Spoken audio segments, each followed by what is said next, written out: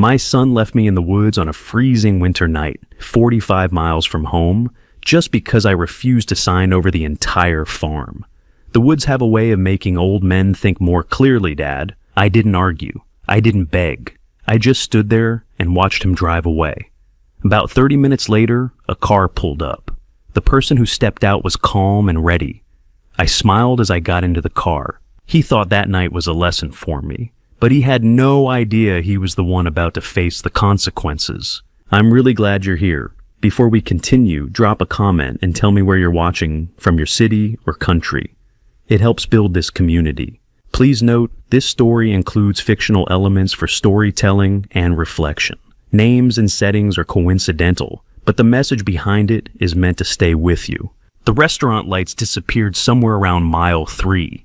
I noticed it the way I used to notice things in the courtroom, quietly, without turning my head, filing the observation somewhere useful. The road had shifted from the familiar 2-lane stretch past Miller's Hardware and the old post office to something narrower, something that curled north toward the pine country.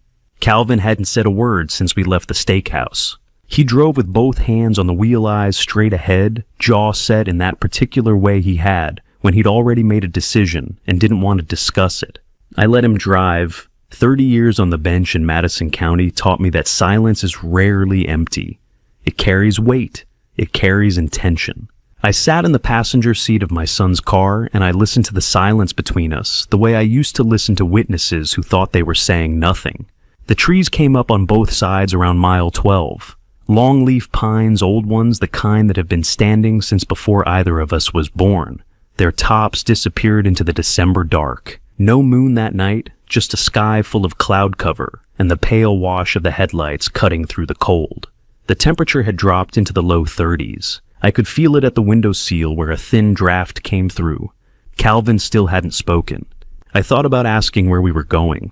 I decided against it. He pulled off the main road onto a gravel track around mile 18-1, of those old Forestry Service roads that the county stopped maintaining sometime in the 90s. The truck bounced over ruts and packed earth. Branches scraped the side mirror.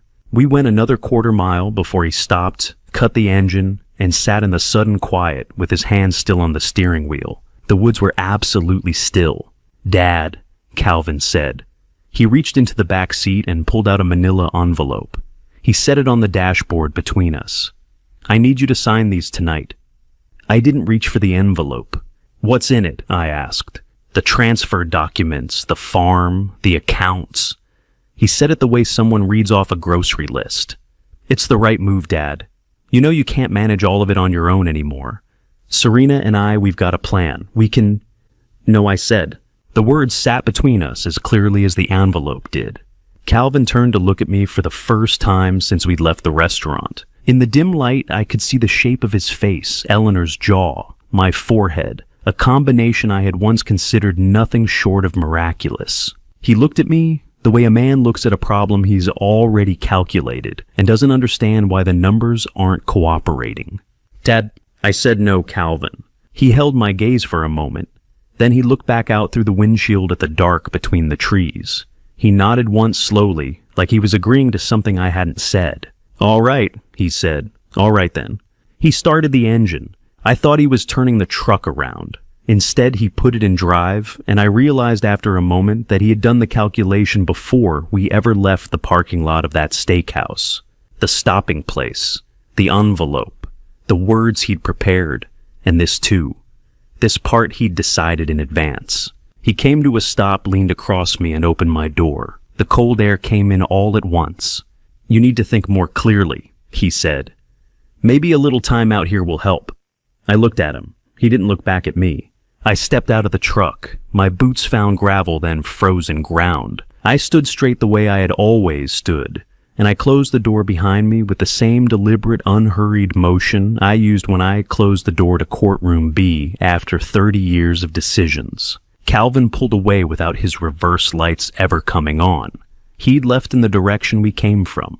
Within 30 seconds, there was nothing. No taillights, no engine sound, just the wind moving through the tops of those old longleaf pines and the cold pressing in from every direction. I was 45 miles from home. I reached down and touched the face of the watch on my left wrist. An old watch, a Bulova, my wife Eleanor had given me on our 30th anniversary. The crystal was scratched. The band had been replaced twice. I had never once considered replacing the watch itself. I pressed my thumb against the worn edge of the case, felt the small ridge of metal where the back plate met the body, and I allowed myself one quiet smile in the dark. Then I found a pine tree with a wide enough base, brushed the dead needles from a root, and sat down to wait. My name is Thomas Hartgrove. I am 67 years old. For 3 decades, I served as a circuit judge in Madison County, North Carolina, the same county where my grandfather broke ground on 400 acres of red clay and longleaf pine that my family has farmed, leased, and held on to through floods market crashes, and 2 generations of lawyers telling us we'd be better off selling. After Eleanor passed in the spring of 2022, I rattled around that farmhouse alone. 4 bedrooms, 2 parlors, a kitchen that still smelled like the herbs she dried over the window. The land was worth more than $2.5 million by the county assessor's last estimate. The savings account she and I had built together over 40 years held another $620,000. I had a modest pension, no debt, and more memories than I knew how to organize. I also had a son I loved more than I knew how to say out loud. That farmhouse, after Eleanor was gone, had a specific kind of quiet in it that had nothing to do with noise. You can fill a house with furniture, with photographs, with the radio on in the kitchen, and it can still be hollowed out in the places that mattered. I learned that the hard way in the months after her funeral. I learned to move carefully through those rooms, to carry my coffee to the porch and watch the fields instead of sitting at the kitchen table where her chair faced mine. I prayed in my own quiet way for something to change.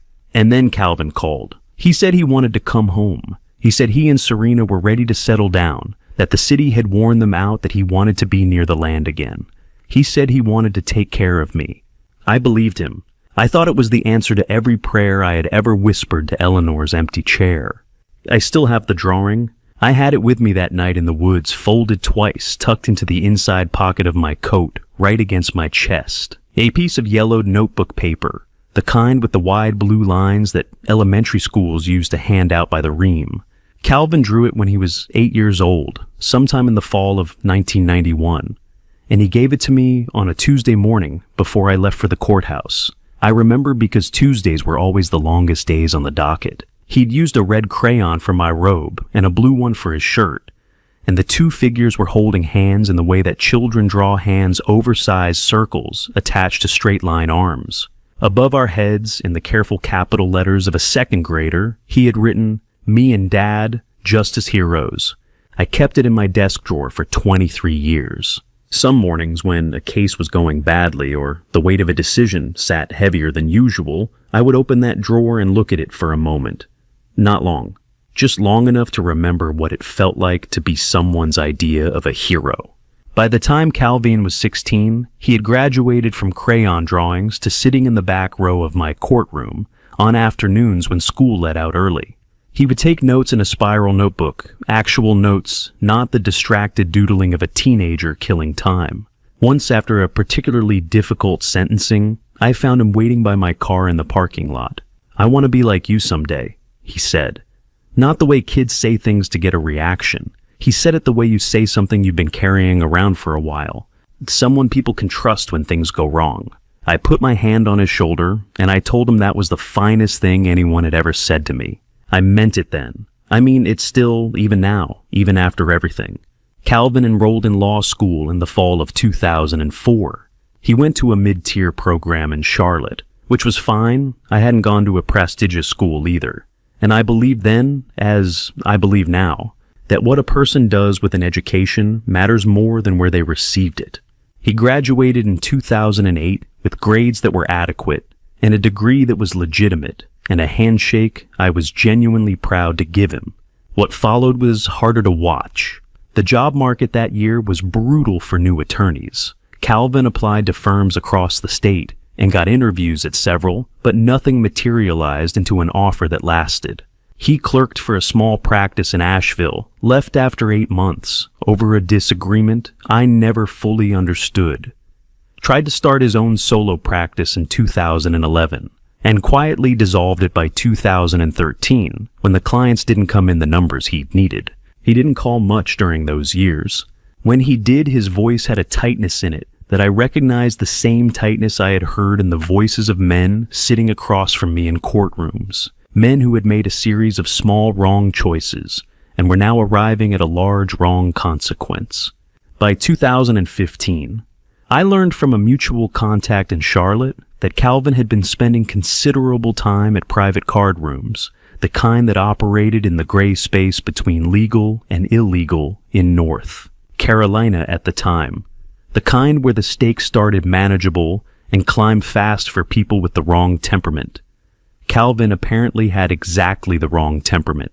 I confronted him about it the Thanksgiving. He denied it initially, then minimized it, then grew angry in the way people grow angry when the truth is closer than they want it to be. We spent that holiday weekend in a silence that felt nothing like the comfortable quiet of the farm and everything like something breaking. Over the following years, the debts accumulated. By the time Calvin came back into my life in any meaningful way, the figure which I would only learn in full much later had reached $340,000. That was when Serena entered the picture. My daughter-in-law, Serena Hargrove, 37 years old, formerly employed at a regional banking institution in Charlotte. A woman with a precise way of speaking and an equally precise way of listening that I initially took for attentiveness. She and Calvin had been together for several years before they married in 2019. I attended the wedding. I smiled in the photographs. I gave a toast. I thought she steadied him. I thought she was the person who had finally given Calvin something worth being responsible for. Looking back now, I understand that I was reading the situation the way a tired man reads, looking for the parts that confirmed what he needed to believe. Serena didn't pull Calvin away from his troubles. She was, as I would later come to understand, a navigator, someone who saw the shape of a problem and identified the fastest route through it, regardless of who or what stood in the way. Calvin had the debt, Calvin had the name, and I had the land. They arrived on an April afternoon in 2023, their SUV loaded with luggage and what appeared to be a genuine enthusiasm for the farm. Serena carried flowers in from the car. Wildflowers, the kind you buy at the roadside, stands along Route 26. Calvin walked the fence line with me before dinner and talked about the cattle, about the south pasture, about whether the old equipment barn needed a new roof. It felt, God help me, like a homecoming. I was lonely. I will say that plainly because it is the truth and because I think it matters. Eleanor had been gone for just over a year, and the farmhouse, for all its familiar weight, had developed a specific gravity in the evenings that pressed down on a person. Having voices in the hallways again, having someone to sit across from at the kitchen table, I let that comfort do too much of the work of discernment that I should have been doing myself. 3 weeks after they moved in, Calvin came to me with a proposal. He laid it out at the kitchen table on a Sunday morning, the paperwork already prepared. He said he wanted to take over the day-to-day management of the farm accounts and the household expenses just temporarily, just to relieve me of the administrative burden. He framed it as a kindness. He framed it as a son taking care of his father. I thought about it for 2 days. I talked to no one, which was my first mistake. On the third day, I signed a temporary financial power of attorney, granting Calvin authority over the primary farm accounts. That signature, the one I gave away too easily. In a quiet kitchen on a Sunday morning, while Serena made coffee at the counter, and the April light came through the window, would become the first brick in the wall they were building around me. The first thing I noticed was the phone. Not any single call in particular. It was more like a weather pattern, shifting the kind of gradual change you don't register, until one morning, you realize the air feels different. June came in warm that year, warm and dry. And somewhere in the middle of it, I understood that the phone on the kitchen counter had stopped ringing the way it used to. Frank Delgado, a retired surveyor I'd known since our boys played Little League together in the early 90s, had called every 3 weeks or so for years. We didn't have long conversations. We talked about the weather, the county commission, whether the diner on Route 26 had gotten better or worse since it changed ownership. The calls had stopped. I told myself he was busy with his grandchildren for the summer. Reverend Harris from the Madison County Community Center had called twice in the spring about the literacy board I'd served on for 8 years. I hadn't heard from him in 6 weeks. I told myself the summer program had his full attention. My neighbor to the north, Gerald Webb, and I had a long-standing arrangement to share equipment during hay season. He hadn't come by, hadn't called. I told myself he'd gotten his own baler fixed. That was the version of events I was running in June of 2023. A series of reasonable explanations stacked one on top of another until they formed something that looked from a certain angle like the truth. I began to pay closer attention in July. What I noticed wasn't dramatic. Serena had a gift for making things appear entirely natural. When Frank called on a Wednesday afternoon while I was out walking the south fence line, she told him I was resting and that she'd pass along the message. She was pleasant about it. I later confirmed that from Frank himself, much later. Friendly even. The kind of friendly that made a person feel it would be rude to press further. The message, of course, was never passed along. The internet service had what Serena described as connection issues, with a frequency that seemed remarkable for a rural area that had managed reliable service for the better part of 4 years. It always happened at specific moments when I sat down at the desk in the study in the evenings to correspond with people, or when I had mentioned earlier in the day that I intended to call someone. The router would be reset by morning. Calvin would shrug and say the service out here had always been spotty. I am a man who spent 30 years evaluating the credibility of testimony. I know the difference between coincidence and pattern. What I did not know in those weeks was what to do with what I was seeing, because every piece of it could be explained away individually, and because the alternative, the conclusion that my own son and daughter-in-law were deliberately walling me off from the people in my life, was a conclusion I was not yet ready to hold.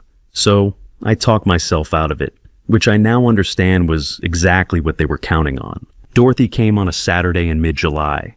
My younger sister is 63 years old, a retired school teacher from Boone, who has strong opinions about pie crust county politics and the proper way to stake tomatoes.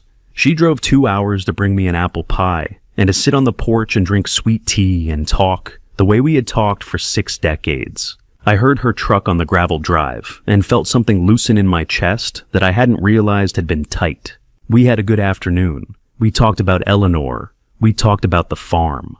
Dorothy walked with me to the old equipment barn and looked at the roof and confirmed what I had already suspected it needed attention before winter. She stayed for dinner. Serena was pleasant throughout, attentive, refilling glasses, asking questions about Boone.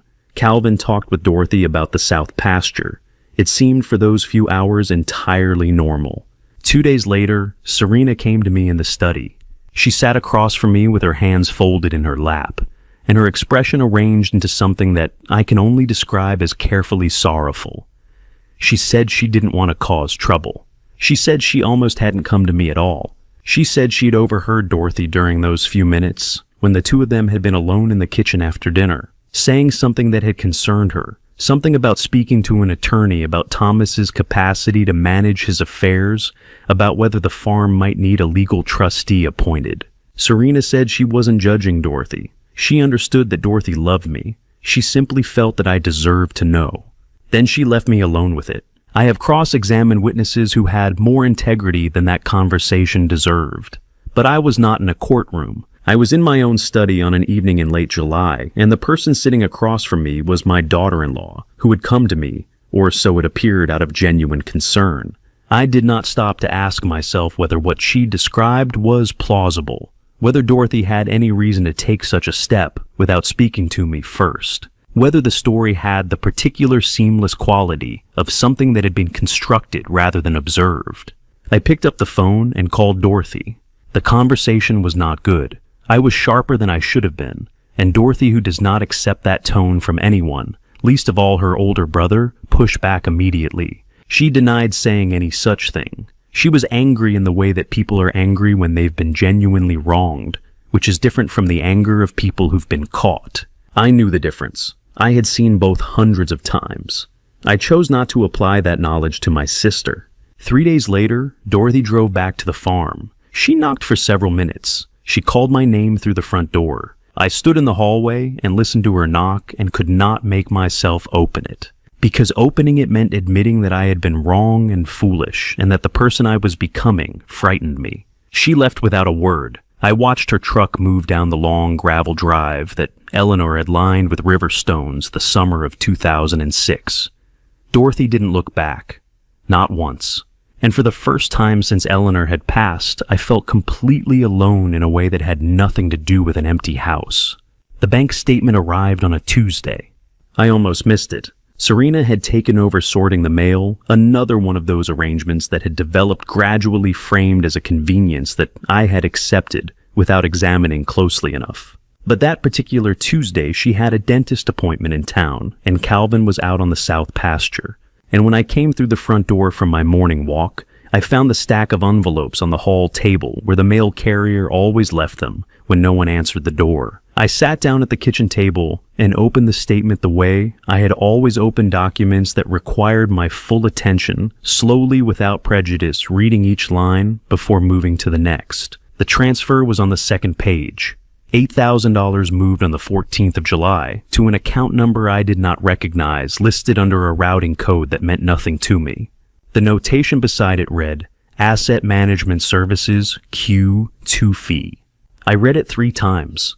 Then I folded the statement, put it in the inside pocket of my work jacket, and went out to the barn to finish a repair I'd been meaning to get to all week.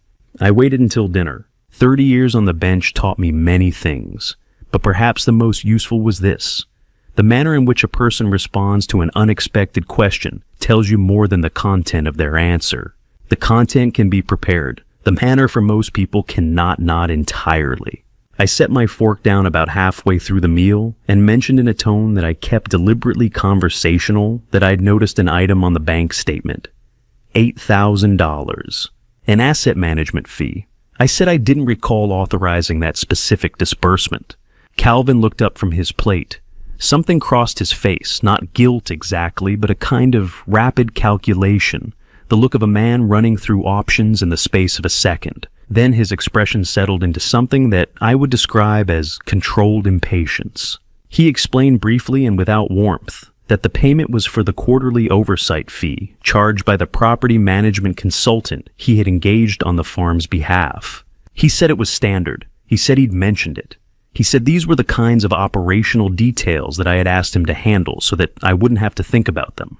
Then he asked Serena how the dentist appointment had gone. The subject was closed. Not by my choosing. In the courtroom, when a witness changes the subject, you note it. You don't necessarily pursue it in that moment. Experience teaches you that pressing too early collapses an angle you might need intact later.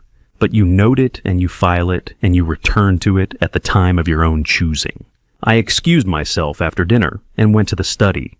On the third shelf of the bookcase behind the desk, behind a volume of North Carolina procedural law that had been there since before Calvin was born, I found what I was looking for, a composition notebook, the kind with the black and white marbled cover, the same kind I had used for case notes throughout most of my time on the bench. I had kept a supply of them out of habit, 4 or 5, on that shelf untouched for 3 years. I opened one to the first page and I began to write. Date July 18th, 2023. Item $8,000 transferred from primary farm account notation, Asset Management Services, Q2 Fee. No prior authorization from account holder. Explanation offered Calvin Hargrove verbal at dinner. Tone clipped dismissive. Subject change immediate. Second item correspondence volume from outside contacts has decreased markedly since April. Frank Delgado, last contact unknown. Reverend Harris, last contact 6 weeks prior. Gerald Webb, no contact since hay season began. I kept writing. I wrote for an hour, and what emerged on those pages was not a list of grievances, but something closer to a pattern, the kind of pattern I had spent 3 decades learning to recognize. Individual incidents, each one explainable on its own terms. Together, they describe something deliberate. The isolation of Dorothy, the mail sorted by someone else's hands, the internet that failed at convenient moments, a financial authorization I had signed without adequate scrutiny, and now a transfer of $8,000 to an account I could not identify, explained away in 2 sentences, and then buried under a question about dental work. I sat back in the desk chair and looked at what I had written. A man will sometimes resist a conclusion, not because the evidence is insufficient, but because the conclusion is one he does not want to reach. I understood that about myself clearly enough to write it down on the last line of that first page. You are not imagining this. Do not talk yourself out of what you are seeing. I left the notebook in the same place behind the same volume of law. Then I put on my boots and my old canvas work coat, and I went out through the back of the house toward the equipment yard, the way I might on any evening when I wanted to check on something before dark. The woodworking shop sat at the far end of the equipment yard, a low building my father had put up in the 1960s, the kind of structure that accumulates tools and lumber and decades of intention. I had spent considerable time in that shop during the year after Eleanor passed, turning wood on the lathe building, nothing in particular, simply keeping my hands occupied while my mind found its way through grief. Behind the workbench, beneath a stack of rough-cut white oak boards that I had been meaning to mill for 2 summers, there was a flat box. Inside the box was a cell phone, one of the old flip-style models, the kind that predated the devices Calvin and Serena carried. Bought years ago, as a backup when the landline went out during ice storms. I had put it there without any particular plan sometime in the weeks after the pattern first began to form. Not a decision, exactly, more like an instinct. I opened the phone. The battery was still carrying a charge. I stood in the wood shop with the smell of sawdust and old motor oil around me, and I found the number I was looking for in the saved contacts. George Pittman, 69 years old. A man I had known for 40 years since the early days of my career, when George had been running a private investigations practice out of an office above the hardware store on Main Street in Marshall. We had worked in parallel for years, his side and mine, and somewhere in that working relationship, a friendship had grown that had outlasted both his practice and my bench. George had been one of the 8 people at Eleanor's funeral who had stayed until the end without being asked. I had not spoken to him in 4 months. I pressed the call button and held the phone to my ear and listened to it ring. George picked up on the second ring. He said my name, just my name, nothing else. The way old friends answer when they see a number they recognize, and something in my chest released for the first time since Eleanor had gone. Not the grief, not the months of what had been building in that house, just the tight, careful watchfulness that I had been holding without realizing how much it weighed. George, I said, I need to talk to you about something. I should tell you about George Pittman. We met in the fall of 1988, across opposite sides of a land fraud case that had been working its way through Madison County for the better part of 2 years. George was operating as a private investigator, retained by the family on one side of the dispute. I was the newly appointed circuit judge assigned to hear it. Technically, we had no business speaking to each other outside the courtroom. Practically, we ended up having a conversation in the parking lot of the county records office one October afternoon that lasted 3 hours and settled nothing about the case, but established something more durable than a ruling. What we discovered in that parking lot, and in the years that followed, was that we had arrived at our respective careers from different directions, but with the same underlying conviction that the most important thing in any room where truth was being determined was the integrity of the process, not the preferences of the person running it. George had walked away from a case, once a well-paying one in Buncombe County, because the client had asked him to shade a report. He told me about it without any particular pride, the way a person describes a decision that was simply obvious. I recognized that quality. I had made a version of the same decision more than once in less dramatic circumstances. We had been friends for 35 years by the time I stood in that woodshop and dialed his number.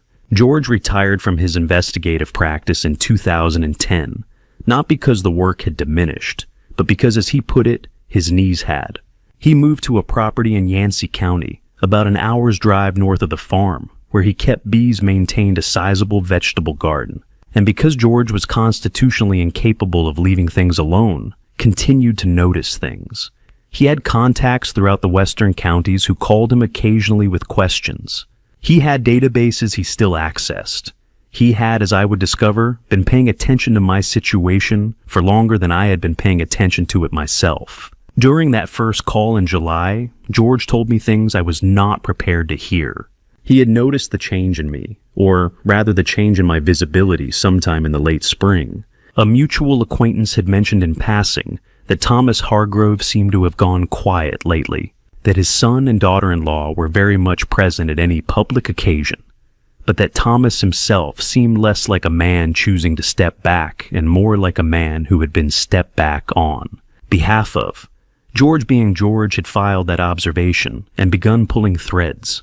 Over the 2 months between our last contact and my call from the wood shop, he had identified 3 transfers from the farm's operating account to an entity he could not find registered in North Carolina's business records. He had spoken quietly and directly with Frank Delgado, who confirmed that his calls had gone unreturned or been intercepted by someone who identified herself as Calvin's wife. He had obtained through channels he declined to specify over an unsecured line a partial picture of Calvin's financial situation that was significantly worse than I had imagined. $340,000 in outstanding debts. 2 creditors whose methods of collection were not, George suggested, carefully entirely conventional. A pattern of movement payments made, reversed routed through intermediary accounts that had the structure, though not yet the documentation of something that would interest a prosecutor. I sat in the woodshop with the old phone against my ear and listened to my friend tell me the shape of what had been happening around me, and what I felt was not surprise. It was the particular heavy sensation of having a suspicion confirmed that you had been hoping in some private part of yourself to be wrong about. "I need you to approach Dorothy," I told him when he had finished. "Separately from me. She won't take my call right now, and there are reasons for that. I'll explain another time. But she needs to know what you know, and she needs to hear it from someone she hasn't been told to distrust." George said he would handle it. He said it the way he said most things, without elaboration, without the need for reassurance on either end. We agreed on a protocol. No calls from the farmhouse landline, no contact through any device that Calvin or Serena could access. The old phone would stay in the woodshop. We would speak every 10 days unless something changed. Then I went back to the house and sat at the dinner table and watched Calvin and talk about a fence repair on the north boundary, and Serena describe a program she had seen on television. And I said very little and listened to everything. August passed quietly. I performed my role with the care that 30 years of maintaining a neutral courtroom expression had given me. I asked no questions that would signal awareness. I expressed no unusual interest in the mail, the accounts, or the schedule. I was, to all appearances, an aging man moving at an aging man's pace through the late summer of his 67th year. What I was doing, in fact, was watching. The morning of the 14th of September changed things. I woke at my usual hour a few minutes before 6 and went to the kitchen to start the coffee. Serena was already there, which was not unusual as she kept early hours, and she had, she said, already brewed a pot. She handed me a mug with the particular attentive warmth she deployed in moments she wanted to appear domestic, and I took it to the kitchen table and sat down with the morning out the window. 3 sips in, something registered that I cannot describe precisely except to say that it was wrong. The flavor was altered in a way that had nothing to do with the beans or the roast. A faint undertone chemical rather than bitter, the kind of thing you might not notice if you weren't a man who had spent 2 months paying attention to everything. My thinking in the minutes that followed took on a slightly softened quality, not confusion exactly, but a reduction in sharpness that I recognized, because I had not felt sharp for weeks, and had only recently recovered my natural clarity. I stood up, took the mug to the back porch, and poured it into the pot of Eleanor's climbing roses that she had planted against the south-facing wall the summer of 2018. Then I came inside and rinsed the mug at the sink. For 3 days after that, I was more careful than I had ever been. On the 4th morning, Serena came into the kitchen, filled a fresh mug from the pot she had prepared, and carried it to me at the table with a smile that was warm and practiced and entirely confident. I smiled back. I thanked her. I wrapped both hands around the mug the way a man does when the morning is cool and the coffee is welcome. And I did not drink a single drop. If you're still here, comment "still here" so I know you're with me. And tell me this. If it were you, would you keep quiet and watch a little longer? Or make your move right now? I want to see your answer below. Also, a quick note before we continue. Parts of this story are enhanced for storytelling purposes. Not everything reflects real events, but the message is worth hearing. Serena mentioned the appointment on a Monday morning in early October, the way she mentioned most things she had already decided, as information rather than a proposal. She said my previous physician, Dr. Calloway, had retired at the end of September, which was true. She said she had taken the liberty of finding a replacement, a family practice doctor from the neighboring county, who made house calls for patients with limited mobility or transportation difficulties. She said it would save me a trip to town. She said it in a tone that implied the matter was settled, and that the appropriate response on my part was appreciation. I said that sounded fine. What I did not say was that I had already noticed Dr. Calloway's retirement notice in the local paper 3 weeks prior, that I had been intending to ask around for a recommendation myself, and that the speed with which Serena had produced an alternative, a doctor from outside Madison County, one with no existing relationship to me or to anyone in my social circle, struck me as the kind of detail worth noting. I added it to the notebook in the wood shop that evening, one line, no commentary. Dr. Leonard Marsh arrived on a Wednesday. Then he was 58 years old, a lean man with close-cropped gray at his temples and eyeglasses with thin gold frames that gave him the appearance of someone who had been an academic before he became a clinician, which, as I later learned, was essentially accurate.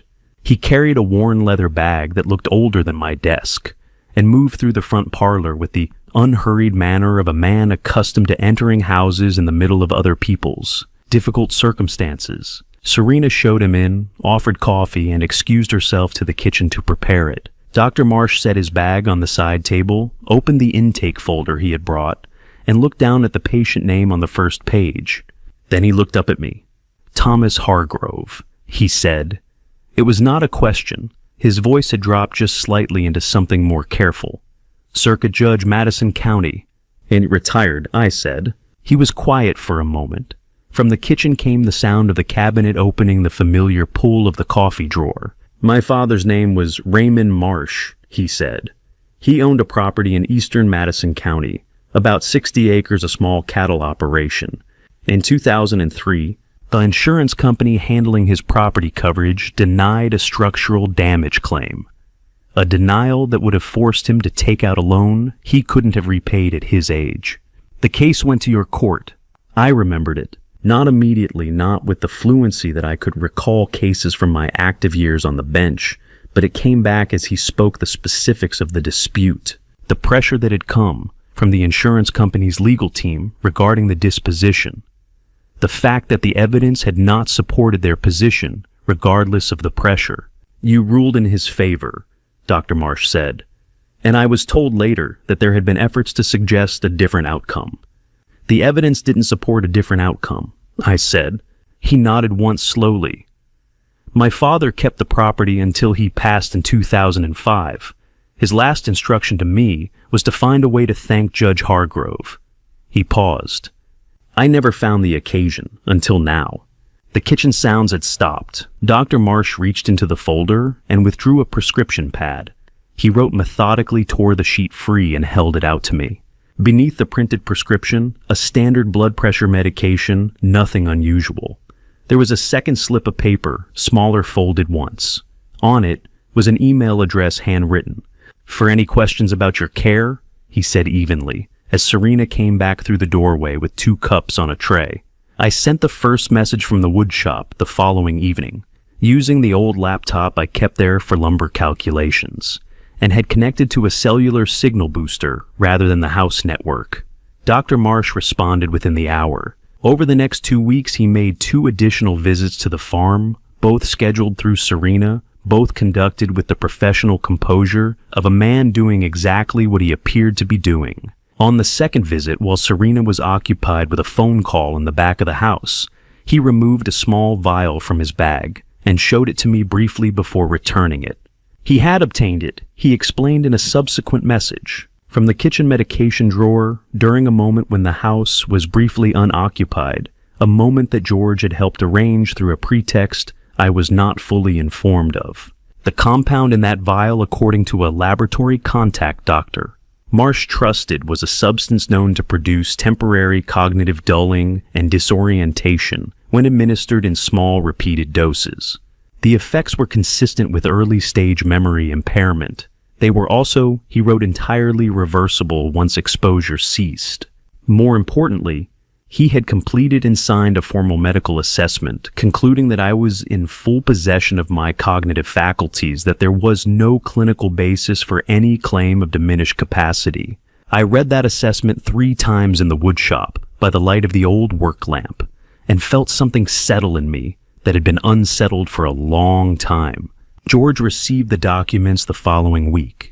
He called on the woodshop phone 4 days later with the news that he had been tracking a parallel development, a set of legal filings in preparation routed through an attorney in Asheville.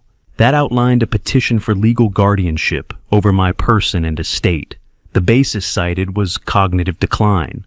The evidence offered would have included the fabricated medical history Serena had been constructing, along with statements from Calvin regarding my supposed confusion and inability to manage my affairs. George had already been in contact with Patricia Hale, the assistant district attorney for Madison County, a woman he had worked with on a financial fraud case several years prior, and whose judgment he trusted. Patricia had reviewed what George had gathered and offered a clear assessment. The evidence was not yet sufficient for charges that would hold. More critically, any premature action on our part would alert Calvin and Serena in time for them to dispose of documents, close accounts, and construct a version of events that would be significantly harder to prosecute. The strength of a case like this, Patricia had told George, lay in allowing the other side to believe they were succeeding until the moment they were not. We would wait. We would continue gathering, and we would be ready. They're filing for guardianship. Tom, George said, over the phone that night, his voice steady and deliberate. The hearing is scheduled in 3 weeks. If it goes through the farm, the account's everything, it's gone. The line was quiet for a moment. Then we make sure it doesn't go through, I said. Dorothy did not go quietly. I did not know this at the time. I was still managing appearances at the farm, still carrying my empty coffee mug back to the kitchen each morning with the practiced calm of a man who had nothing to hide. It was George who told me what Dorothy had done weeks later, after enough of the pieces were in place, that he felt he could share it without compromising what we were building. What she had done was this. She had gone home to Boone, and she had sat with her anger for 3 days. And then she had set the anger aside, and done what a former school teacher does when something doesn't add up. She had gone back to the primary sources. She pulled up every conversation she could remember from her visit to the farm in July. Not just the content, but the sequence, the timing, the specific moments when Serena had been present and when she had not. She thought carefully about what she had actually said in the kitchen that evening, what she had said to whom, and what would have needed to be changed for the version Serena had brought to me to be true. She found that nothing fit, that the story Serena had told me required Dorothy to have said things she had not said, in a tone she did not use to a person she had never been alone with long enough to say them. Dorothy is not a woman who doubts herself easily, but she is also not a woman who moves without being certain. She spent 2 weeks going over it from every angle before she picked up the phone and called George Pittman. She had his number because George had been a fixture in the county long enough that most people with long memories had it somewhere. George met her at a diner in Weaverville on a Thursday in early November, a place far enough from Madison County that the meeting would not produce any useful gossip. He told me later that she arrived 7 minutes early and already had her notes out on the table when he walked in a spiral notebook, 3 pages of her own handwriting, dates and impressions and questions organized in the orderly fashion of a woman who had spent decades getting children to think clearly about evidence. They talked for 2 hours.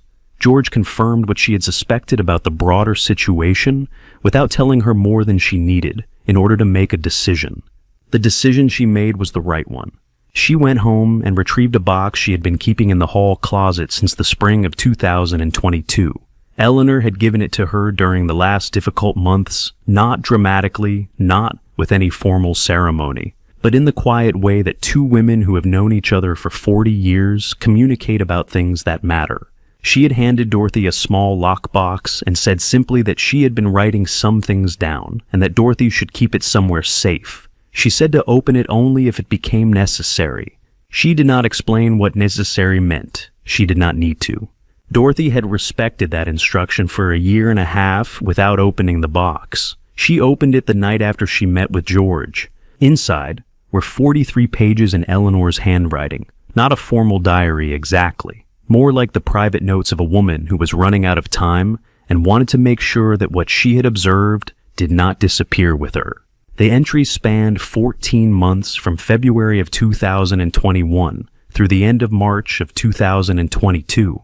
The early entries were about small things, the progress of the roses she could no longer tend herself, the quality of the light in October, things she wanted Thomas to know about the house. As the months went on, the entries changed. Calvin and Serena had visited frequently during that period, at first every few weeks, and then more regularly as Eleanor's condition made it increasingly clear that time was running short. Eleanor wrote about those visits with the careful, measured attention of a woman who had spent 40 years watching her husband read people for a living and had learned something from the observation. George read me the relevant passage over the phone, his voice even, and deliberate the way it always was when he wanted to be sure something landed precisely. There is something wrong with this woman. She looks at Thomas's land the way a hawk looks at something small in a field below it. She is patient in a way that frightens me. She asks questions that sound like care but feel like inventory. Calvin looks at her the way a man looks at someone he is afraid to disappoint. I do not think he is a bad person. I think he is a weak one, and I think she knows exactly how to use that. I am afraid of what she will do when I am no longer here to see it. The entry was dated September 14th, 2021.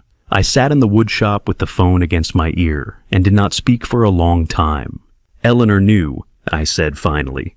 She knew, George said. It was George who suggested the watch. Not immediately, this was 2 weeks after the conversation about the journal, after we had both had time to think through what was still ahead. Calvin's behavior had been escalating in small ways since the guardianship filing, a harder edge at dinner, a shorter tolerance for any question I asked about the accounts, a particular look he had developed when I entered a room where he and Serena were already talking. George said he wanted to install a location transmitter in the watch the old Bulova Eleanor had given me, the one I wore every day. He said it was a precaution. He said it in the particular careful way he used, when he wanted to make something sound minor that was not entirely minor. Just in case, Tom, he said, just in case. I thought about it for exactly as long as it deserved, which was not long. I left the watch on the fence post at the north boundary of the property on a Tuesday morning, and George collected it and returned it by Thursday evening. And after that it sat on my wrist the same as it always had, except that it was no longer only a watch. The guardianship hearing was held in the second week of December, in a courtroom in Asheville that I had appeared in twice during my years on the bench. I sat at the respondent's table with an attorney George had retained, and I watched Dr. Leonard Marsh take the stand and describe in precise clinical language the results of his examination and the content of the laboratory analysis he had commissioned. Calvin and Serena's attorney objected to the laboratory report on procedural grounds. The objection was overruled. The medical assessment was entered into the record. The petition was denied in full. The judge's language was measured but unambiguous. There was no clinical basis for the determination of diminished capacity. The petition was without merit. Court costs were assigned to the petitioners. I did not look at Calvin during the ruling. I looked at the middle distance the way I had trained myself to look during difficult verdicts on the other side of the bench, present composed, giving nothing away.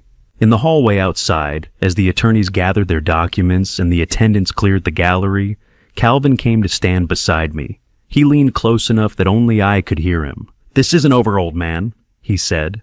I looked at my son. I looked at his face, Eleanor's jaw, my forehead, the combination I had once thought miraculous, and I understood in that moment that what I felt was not the anger I had carried as a judge toward men who believed themselves above consequence.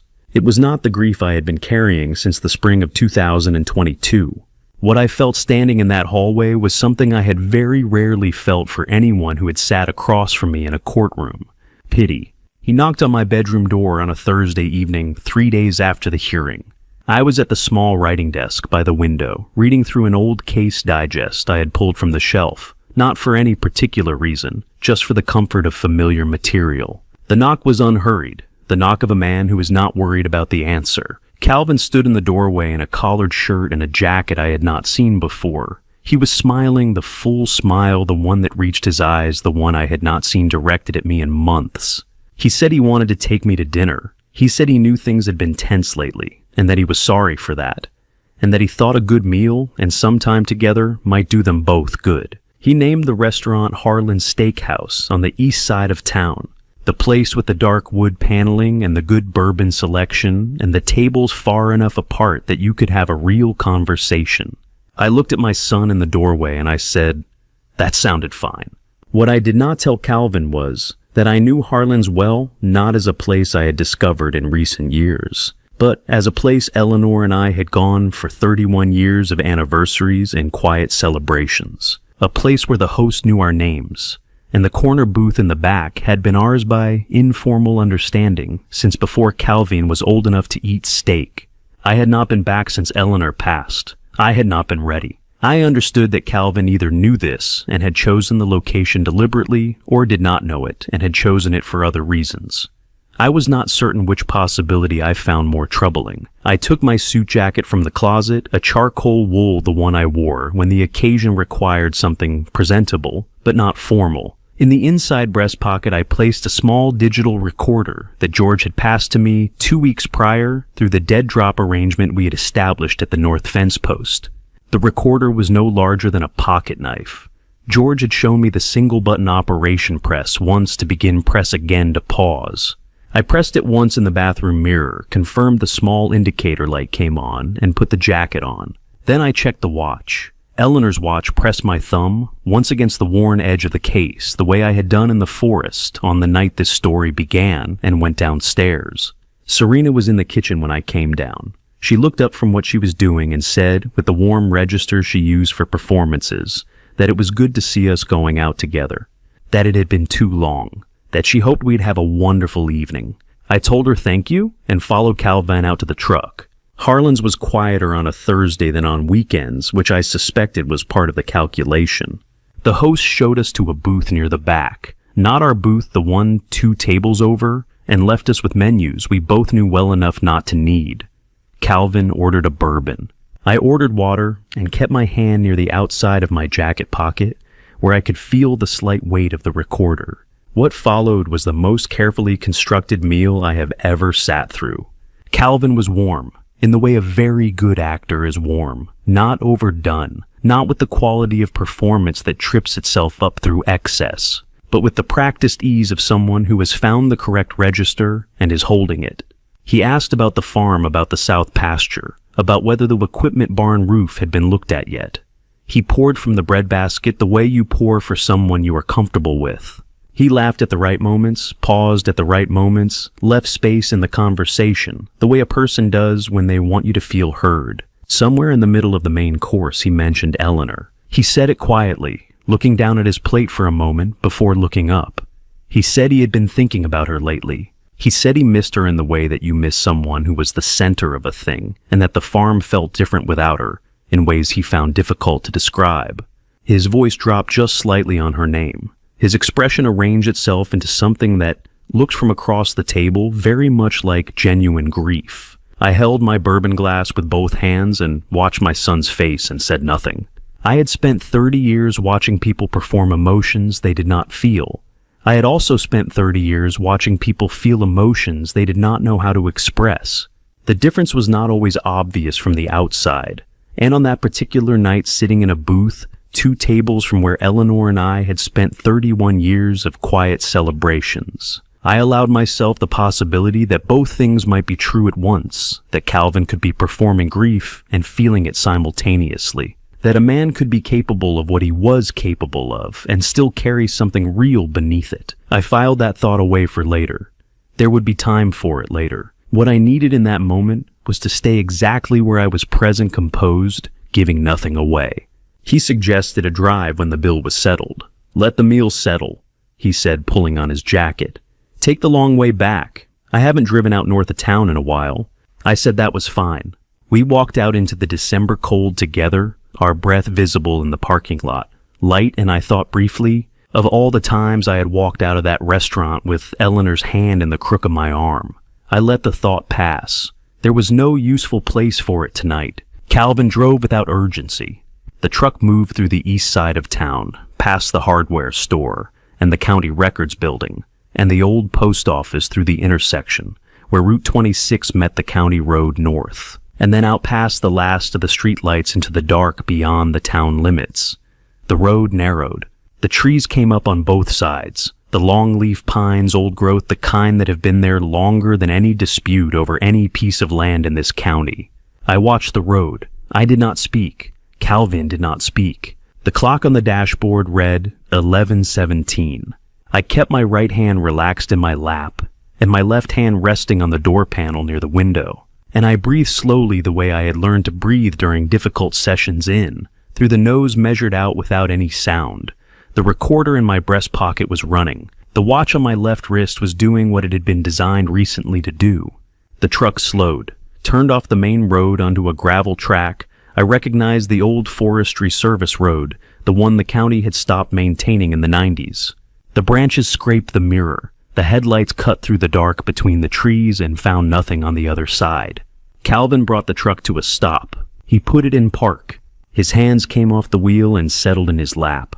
The engine went quiet, and then there was only the wind moving through the tops of the pine trees and the absolute dark pressing in from every direction and the sound of my own breathing and the faint weight of the recorder against my chest. The glove compartment opened without a word. Calvin reached across and placed two things on my knee, a manila envelope and a pen.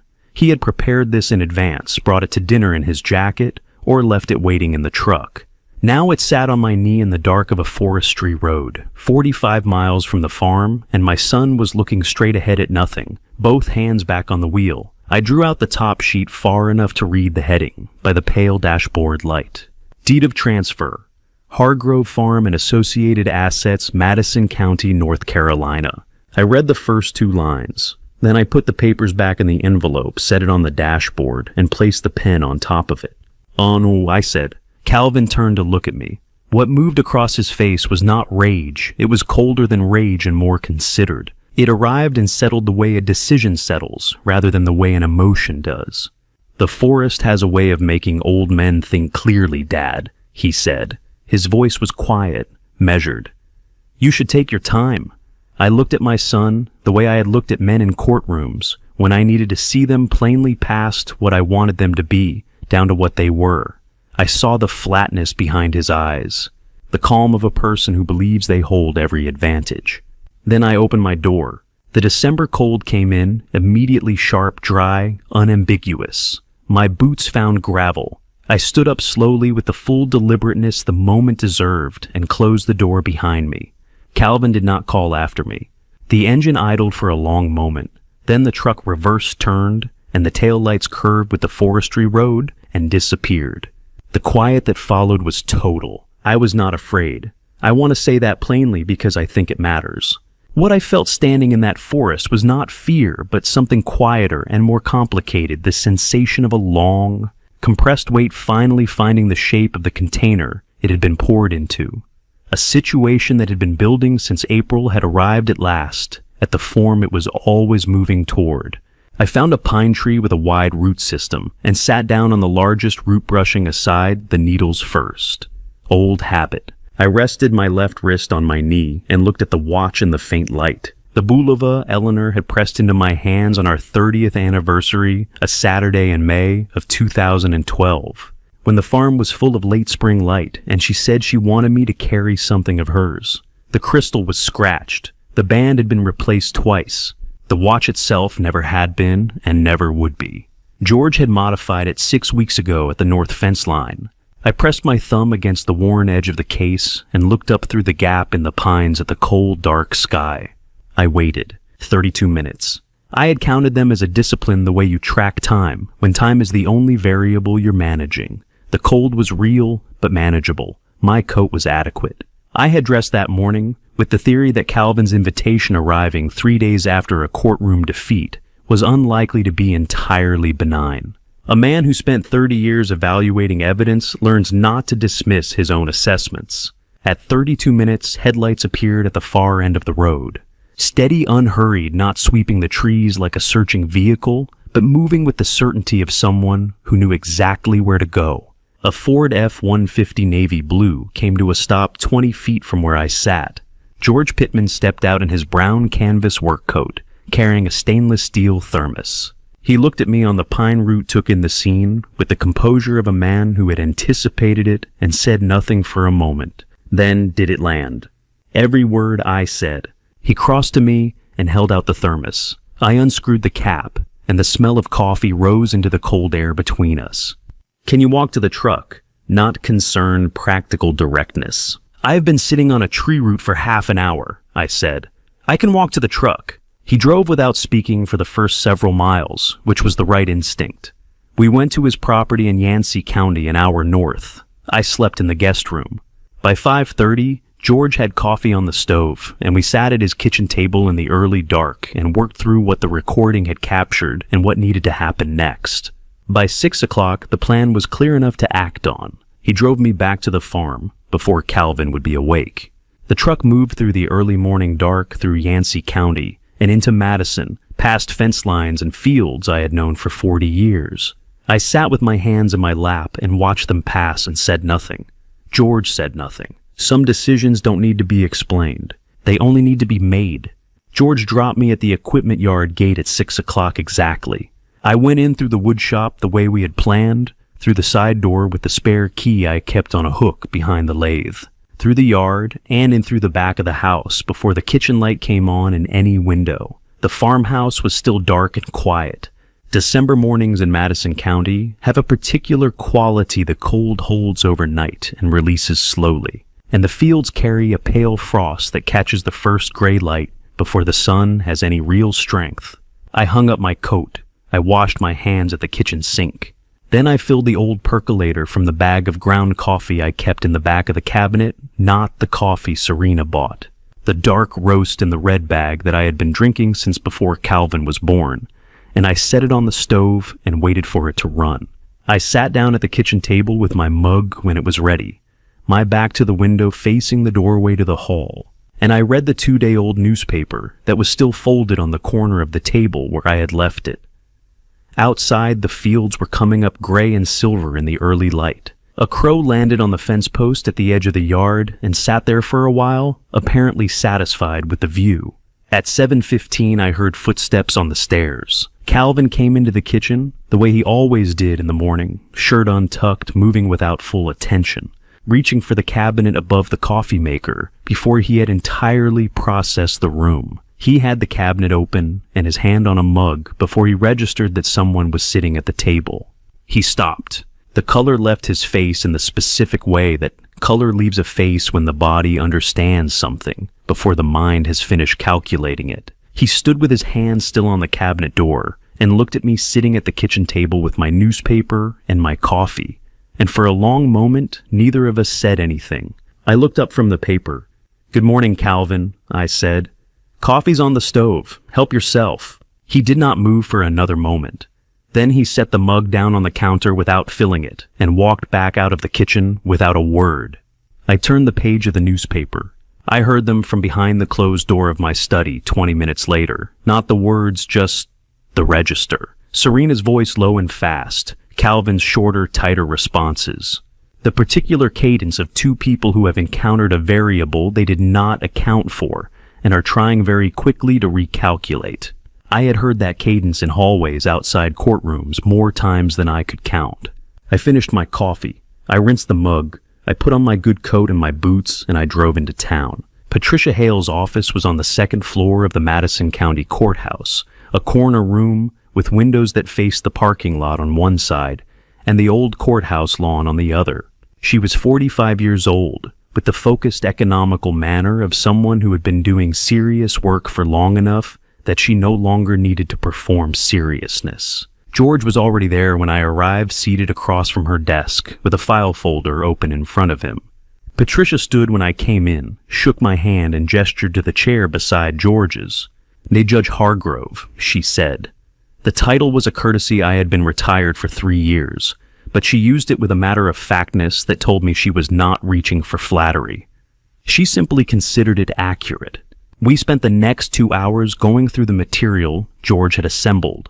Patricia moved through it with the systematic attention of someone building a structure, rather than reviewing a document, asking specific questions about the chain of custody for the audio. Recording the laboratory analysis, Dr. Marsh had commissioned the financial records George had compiled. She paused over Eleanor's journal and read the relevant entries twice without comment. When she had finished, she sat back and looked at both of us. "This is sufficient," she said. "It is more than sufficient." She paused. "I want to be clear about what happens now. The moment I file the financial accounts associated with Calvin and Serena, Hargrove will be flagged for immediate freeze through the banking authority. Their travel documents will be entered into the Federal Alert System. Neither of them will be able to move funds or leave the country between the filing and the arrest." "How long between filing and arrest?" George asked. "It's same business day," Patricia said. "I'm not giving this room to breathe." I signed the formal complaint at 10:47 in the morning.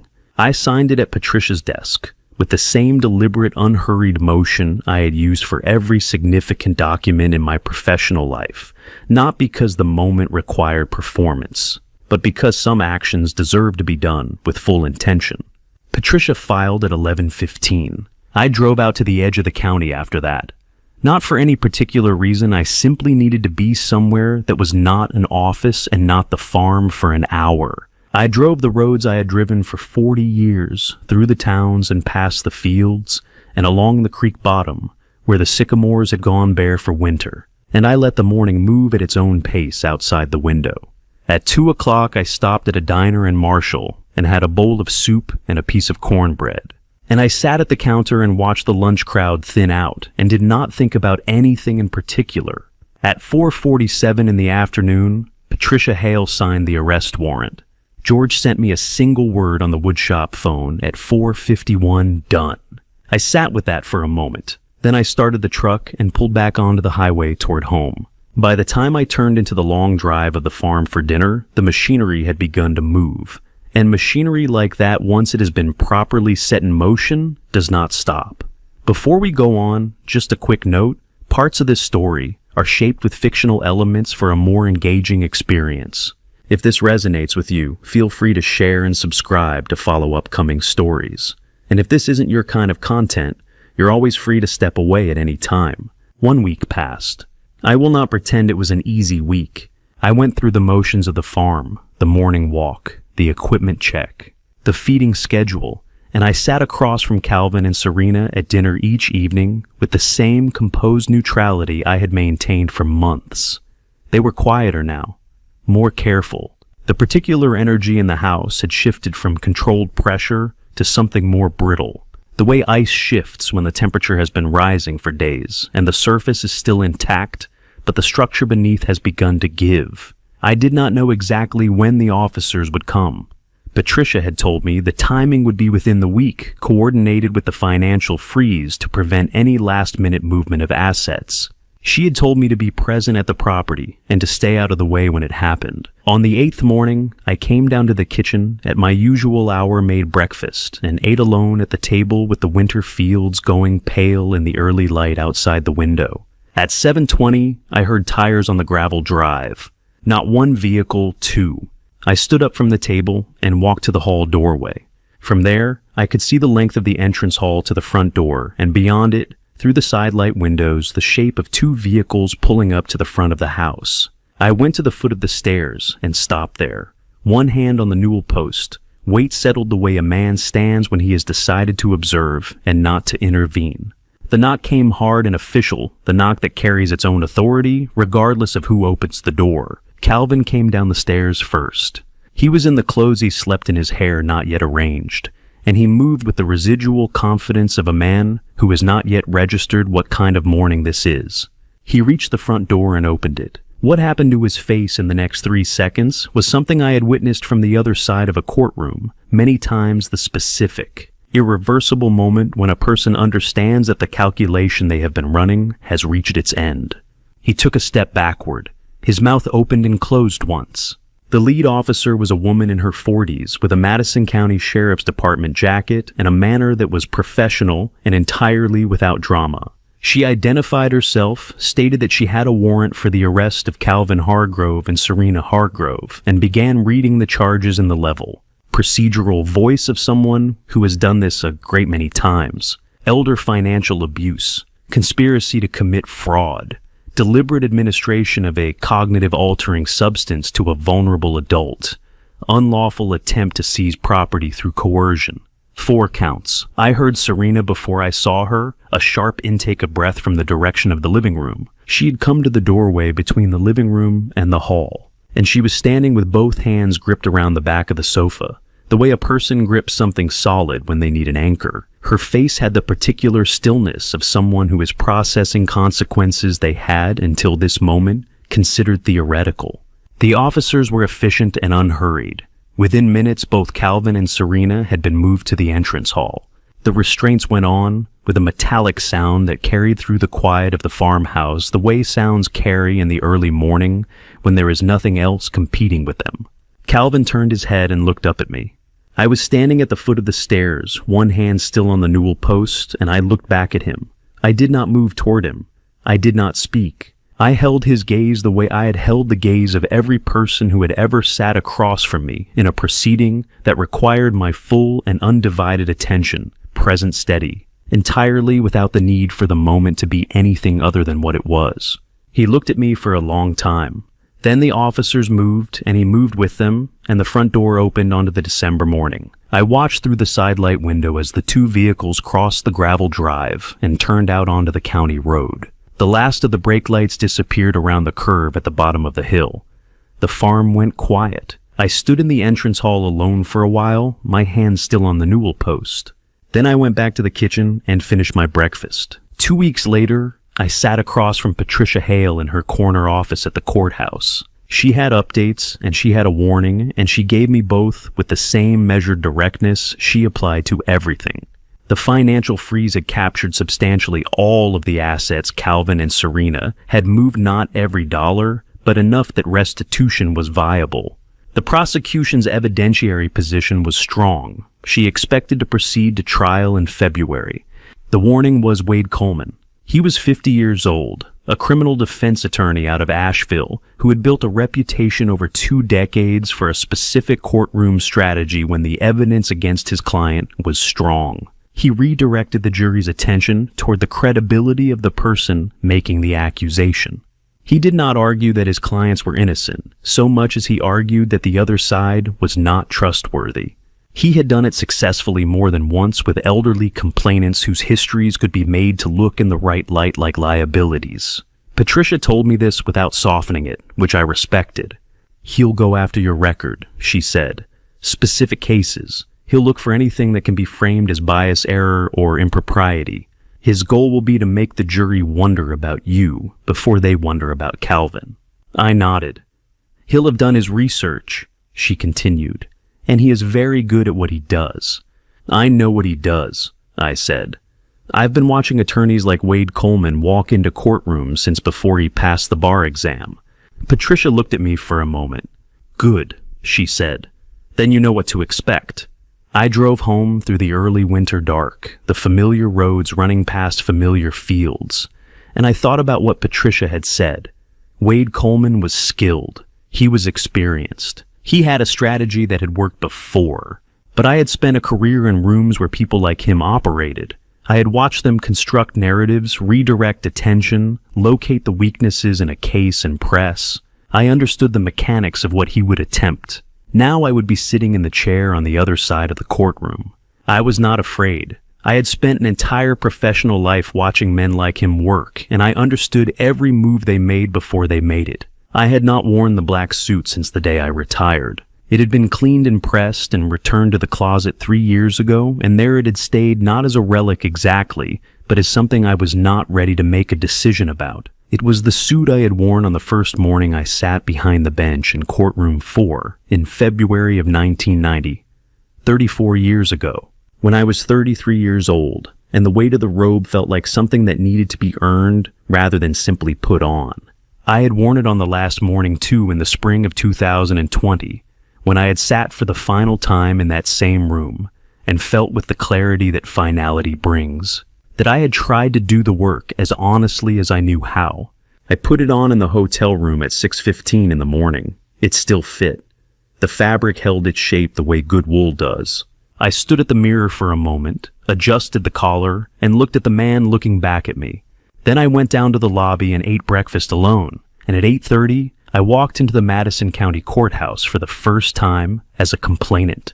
Courtroom 4 was smaller than I remembered, or perhaps it simply felt that way from the other side. I had presided in this room for the better part of 2 decades. I knew the grain of the wood on the bench, the way the afternoon light came through the west windows in March, the specific acoustic quality that made voices carry differently depending on where in the room a person was standing. I had read that room the way a musician reads an instrument intuitively, automatically after enough time together. Sitting at the complainant's table with my back to the gallery and the judge's bench elevated in front of me, the room felt like a place I knew well that had been rearranged in the night. All the same furniture, none of the same orientation. Calvin was already seated at the defense table when I came in. He wore a gray suit and a tie that was straight and properly knotted in a way that spoke of Serena's preparation rather than his own.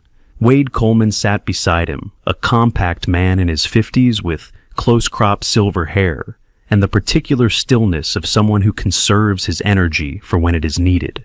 He did not look at me when I entered. He was reading something pen in hand, making small notations in the margin. Serena sat at a separate table to the left, with her own attorney, a woman I did not recognize, and this detail registered as significant in the way that procedural details register when you have spent a career understanding what they mean. Defendants in joint proceedings do not retain separate counsel unless their interests have been assessed as potentially divergent. Someone somewhere in the past weeks had made a calculation. I noted it and said nothing. The first 2 days proceeded with the methodical deliberateness of a well-prepared prosecution. Patricia presented the chronology with the clean, unhurried confidence of someone who has organized her material so thoroughly that she does not need to rush. She walked the jury through the timeline from Calvin and Serena's arrival at the farm in April of 2023, through the financial transfers, the isolation of Dorothy, the medical evidence, the audio recording from the forestry road. She was precise with numbers, precise with dates, and she paused at the moments that deserved pausing. The jury was 12 people, a retired postal worker, 2 teachers, a contractor, a woman who ran the diner in Marshall that I had eaten at the afternoon the warrant was signed, and 7 others whose faces I was learning the way I had always learned the faces of people whose attention mattered. Their expressions during Patricia's presentation were neutral in the way that careful jurors are neutral, processing, not reacting. Coleman's cross-examinations on the first 2 days were measured. He planted small seeds of doubt in the testimony of George's financial contacts, pressed on the chain of custody for the laboratory analysis, asked questions designed not to win points, but to accumulate a general atmosphere of uncertainty. He was good at it. I had said as much to Patricia, and watching him work confirmed the assessment. Calvin did not look at me during those first 2 days. I did not look at him either. The third day was different. Coleman came in with a document file that was thicker than anything he had used in the first 2 sessions, and he moved through the morning with a focused energy that told me, before he said a word, that we had arrived at the move Patricia had warned me about. He waited until mid-afternoon during a lull between witness examinations to introduce the material. He framed it as relevant to the pattern of the complainant's professional conduct, specifically to the question of whether Thomas Hargrove's testimony and credibility should be considered in isolation from his history on the bench. The case he cited was from 2003, a land and property dispute in eastern Madison County. Coleman described it in the steady, authoritative tone of a man presenting a fact that has already been established, that Thomas Hargrove had ruled in favor of a particular family in that case, and that within 2 years of that ruling, a member of the extended family of the prevailing party, had provided renovation and repair services to the Hargrove farm property at a rate significantly below market value, creating. Coleman argued the appearance of a benefit flowing from a favorable judicial outcome. He did not use the word bribery. He did not need to. The structure of the argument carried the implication without requiring him to state it. I sat straight in my chair. I kept my face the way I had always kept my face when something unexpected was presented in my courtroom, attentive, composed, entirely without the reaction that would have given the other side anything useful. Beneath the table, my right hand had closed into a fist against my thigh. 2 jurors in the second row shifted their attention from Coleman to me. A third tilted her head slightly, the specific micro-movement of someone revising a preliminary assessment.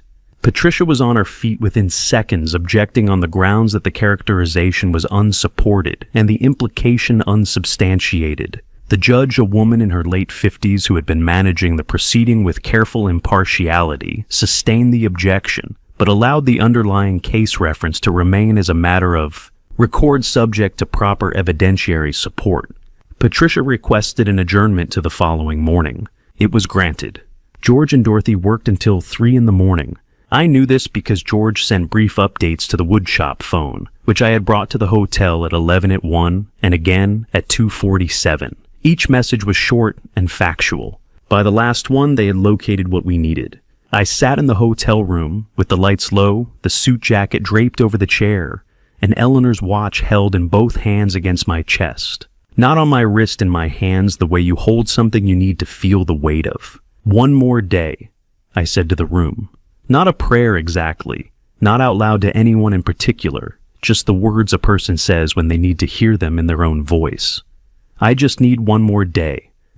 I saw him as soon as I came through the courtroom doors. Dr. Leonard Marsh was seated in the front row of the witness gallery on the far left side, not the general seating, but the designated area where scheduled witnesses waited before being called. He had a folder on his lap, thick, the kind that holds more than a single document. He was sitting with the particular stillness of a man who has decided exactly what he is going to say and is simply waiting for the moment to say it. He did not look up when I entered. I did not acknowledge him. I walked to the complainant's table, set down my folder, and took my seat. Patricia was already arranging her materials. She glanced at me once, a brief assessor's look, and gave a small nod. I returned it. Across the room, Wade Coleman was speaking quietly with Calvin, his head inclined, pen moving in his hand. Whatever advantage he believed he had carried into this morning, his posture said he intended to press it. The judge called the session to order at 9 o'clock. Patricia stood. The prosecution calls Dr. Leonard Marsh. He walked to the stand with the same unhurried competence he had brought to my parlor 4 months earlier. The worn leather bag replaced today by the folder. The house call manner replaced by something equally composed but more formal. He was sworn in, stated his name and credentials, and sat with the folder closed on his knee.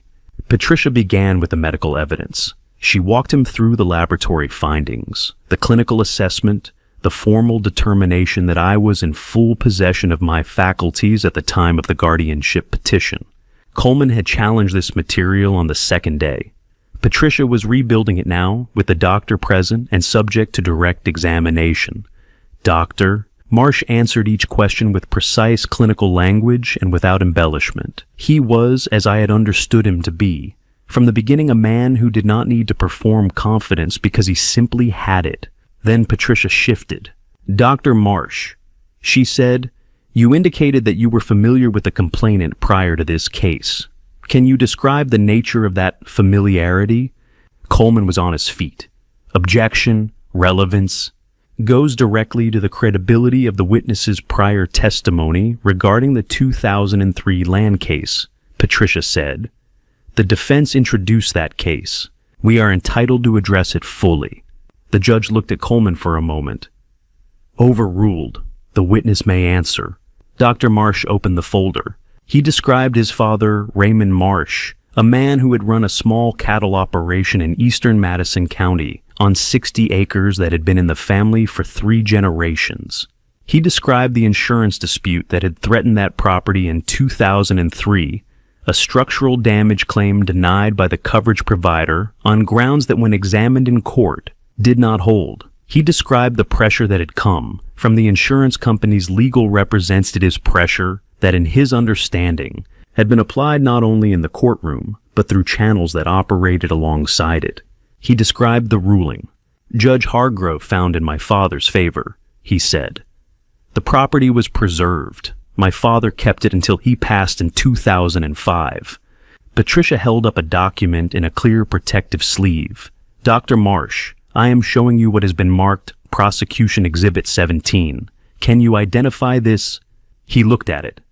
That is a letter my father wrote in the spring of 2004. I have had it in my possession since his passing.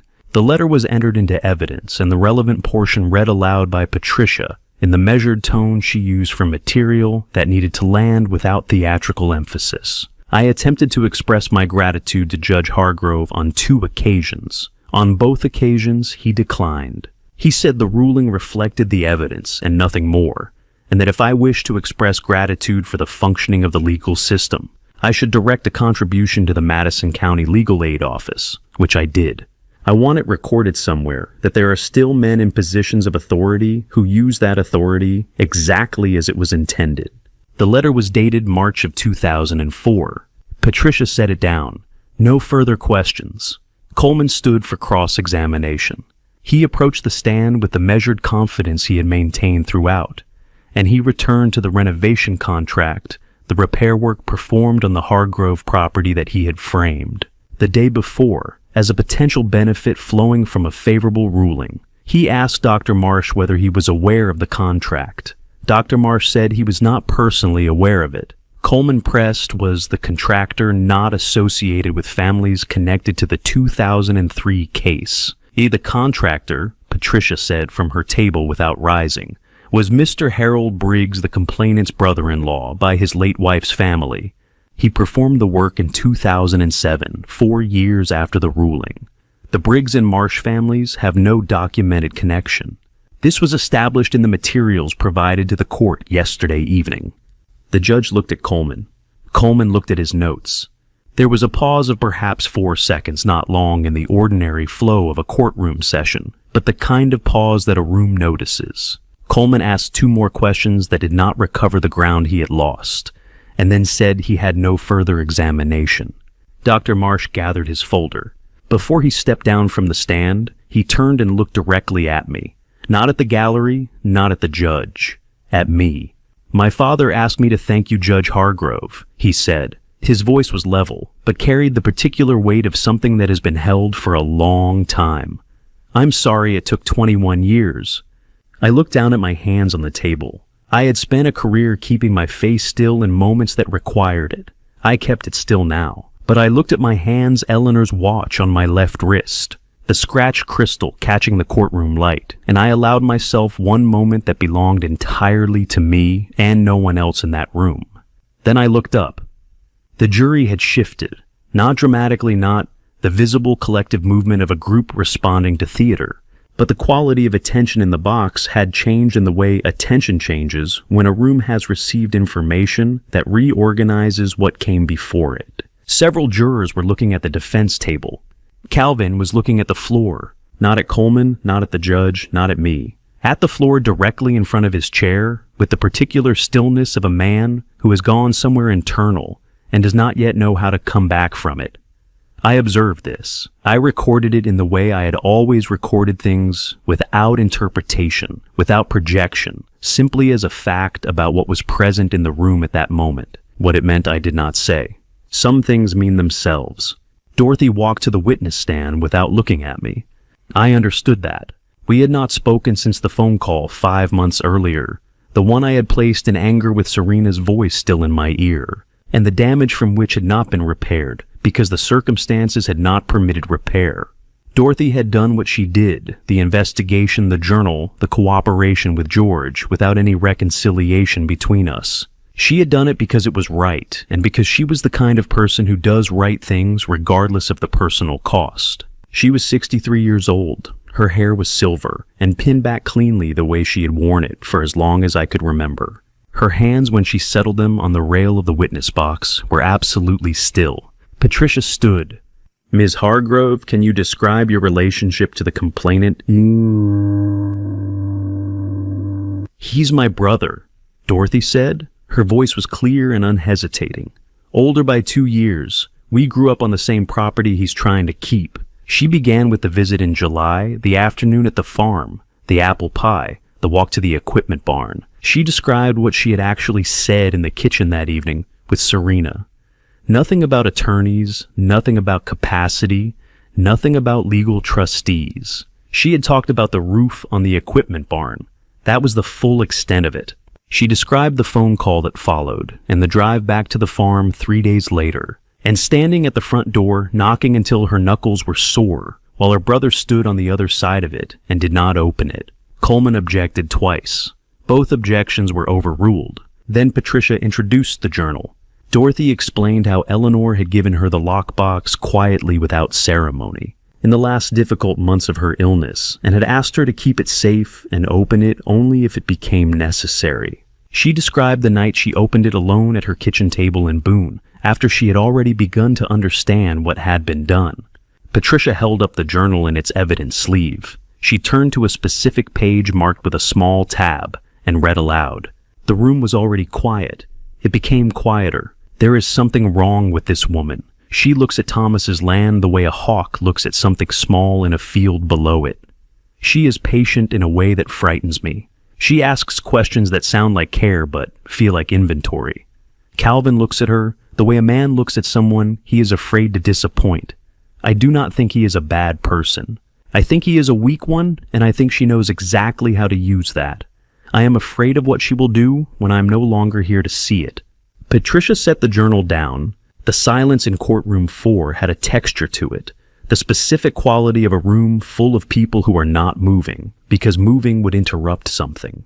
I looked straight ahead at the middle distance between me and the bench, not at Dorothy, not at Calvin, not at the jury. I held my posture the way I had held it through every difficult session of my professional life, and I did not allow the room to see what Eleanor's words read aloud in a courtroom did to the part of me that had loved her for 40 years.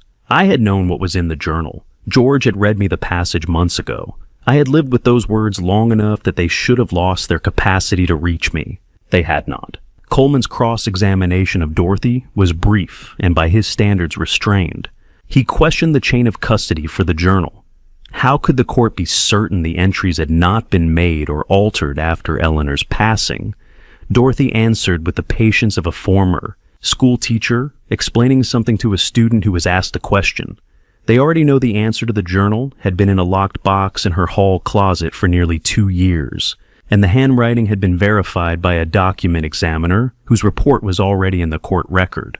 Coleman sat down. George took the stand in the mid-afternoon. He had the financial record organized in the methodical way. He organized everything chronologically clearly labeled, with summaries that a layperson could follow without specialized knowledge. He walked Patricia through 7 months of transfers, amounts, dates, destination, accounts, and the paper trail he had reconstructed from banking records, corporate filings, and the work of a forensic accountant in Asheville whose name was already in evidence. The total was $83,400, moved out of the primary farm account, in increments designed to stay below the threshold that would trigger automatic bank review. Routed through 2 intermediate accounts, one registered to a shell entity in Delaware, one to a name that cross-referenced to a cousin of Serena's in another state. The end destination in both cases was an account held jointly by Calvin and Serena at a bank in Charlotte. Coleman's cross-examination went after the forensic methodology. George answered each challenge with the steady patience of a man who has done this work long enough to anticipate the questions and is not rattled by them. When George stepped down, Patricia stood and addressed the judge. "Your Honor, the prosecution would like to play a portion of an audio recording entered as Exhibit 22. The room waited. The recording began. Calvin's voice came through the courtroom speakers with the particular clarity of a close-range digital recording on a cold, quiet night. The words were unhurried, certain. The forest has a way of making old men think clearly, Dad. You should take your time. 12 people in the jury box sat without moving. I sat without moving. The recording ran for 47 seconds in total, long enough to establish the location, the circumstances the document being presented, and the explicit statement of coercion. Patricia stopped it there. She did not need more. The afternoon session was approaching its scheduled end when Patricia's phone lit up on the table beside her. She glanced at it, and something in her posture shifted, not dramatically, but the way a person shifts when a variable they have been anticipating has just arrived. She requested a brief recess, conferred with her associate for 3 minutes in the hallway, and returned to request an adjournment to the following morning due to a development from the defense side that required overnight preparation. The judge granted it. I gathered my materials. Around me, the gallery began to move, voices picking up the room, returning to its ordinary human noise after the weight of the afternoon. As I passed the defense table, I glanced once, not deliberately, simply as a function of the path I was walking, and I noticed that Calvin was staring at the chair beside him. The chair where Serena had been sitting for the first 4 days of the trial. It was empty. She had been escorted out by her own attorney before the afternoon session ended quietly through the side door, while George's testimony was still in progress. I had registered it at the time and set it aside for later consideration. Calvin was still looking at the empty chair when I walked past. He did not look up. He did not look at me or at Coleman or at anyone in the room. He simply stared at the space where she had been. I kept walking. Patricia stood at 9:03 on the morning of the 7th day. "Your Honor," she said, "the prosecution wishes to inform the court that Serena Hargrove has entered into a cooperation agreement with this office. Her statement, provided under oath and subject to cross-examination, will be read into the record by the Assistant District Attorney." The room absorbed this the way rooms absorb unexpected information, not with noise, but with a particular quality of held breath. Coleman set his pen down. Calvin turned his head toward the table where Serena had sat for the first 4 days of the trial, the reflex of a man looking for something that is no longer there. The Assistant District Attorney, a young woman in her 30s named Claire Abbott, stood at the lectern with a document of 14 pages and read it in the steady, unaffected voice of someone delivering testimony rather than performing it. She read for 31 minutes. The statement was detailed and specific. It described the plan from its earliest stages, the conversations between Calvin and Serena in late 2022, before they had even approached me about returning to the farm. It named who had proposed each step, the temporary financial authorization, the management of my schedule, the introduction of a substance into my morning routine designed to produce the appearance of cognitive decline. Serena's statement identified herself as the architect of the strategy and Calvin as the primary instrument of it. She was precise about the distinction. Coleman did not object during the reading. There was nothing productive to object to. When Claire Abbott finished and sat down, the room was quiet in a way that felt like the quiet after a door closes rather than the quiet before one opens. There was one portion of Serena's statement that I had not been told about in advance. Patricia had warned me that the statement contained material I might find difficult. I had assumed she meant the documentation of specific acts, the transfers, the planning, the calculated methodology of it. I was not prepared for what she had actually meant. Serena described the night after Calvin left me in the forest. She described him returning to the farmhouse at approximately 12:30 in the morning. She described his condition, agitated, unable to settle, moving through the house without purpose, in the way a person moves when they cannot locate stillness. By 2 o'clock, he was sitting at the kitchen table with a glass of whiskey he had barely touched. She had come downstairs at 2:45 to find him still there. She described hearing him, not words initially, just the sound of a man who had exhausted whatever he had been running on and had nothing left to run on. And then words quiet enough that she almost didn't catch them. "He'll be okay. He's always okay." Said not to her. Said to the kitchen, or to the dark outside the window, or to no one, the way a person says something they need to be true, badly enough that saying it out loud feels like making it more so.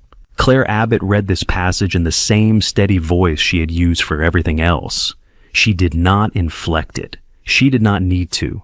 I sat at the complainant's table and looked at the middle distance and understood for the first time something I had only half understood on the night it happened. When Calvin put the truck in drive and pulled away down that forestry road, there had been a gap not long, perhaps 30 or 40 seconds between the moment the door closed and the moment the engine engaged.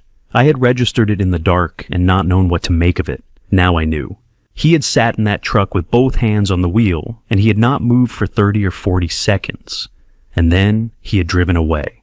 I looked at nothing in particular, and I held that information for a moment. It did not change what had happened. It did not alter the 4 charges, the months of evidence, the systematic dismantling of my autonomy and my relationships that had been the structure of the past year. But it was a piece of the full picture. And I was a man who had spent his life believing that the full picture mattered even when some parts of it were harder to carry than others. Calvin had turned to look at Serena's side of the room when the passage was read. She was not there to look back at him. He turned forward again after a moment, and I watched his jaw set in the way it had set. The night in the forest, the same expression, the same controlled surface over whatever was moving underneath it. But his eyes, when he looked toward the front of the room, had a quality I had not seen in them during the trial. Not anger, something more like a man looking at a distance he did not know how to cross. The jury was sent to deliberate at 11:45. They returned at 2:15. The foreperson, the retired postal worker from the front row, a man of about 60 with a deliberate way of speaking, read each count in sequence. The word came 4 times evenly spaced without drama. Guilty, guilty, guilty, guilty. Sentencing was immediate per the agreement Patricia had negotiated with the court. Serena received 3 years of supervised probation and full financial restitution. The cooperation agreement had secured her, the reduction she had calculated on. Calvin received 6 years in a federal correctional facility. The judge's words during sentencing were measured and without excess. She described the nature of the offenses, the deliberate targeting of a vulnerable adult, the sustained manipulation of financial and medical systems, the erosion of trust within a family. She said what needed to be said and did not add to it. 2 officers came to the defense table when the session closed. Calvin stood. He allowed his hands to be positioned for the restraints with the resigned compliance of a man who had accepted finally the shape of the ground beneath him. And then he turned. The officers had him moving toward the side exit when he stopped. Not a struggle, just a pause, a brief and specific stillness.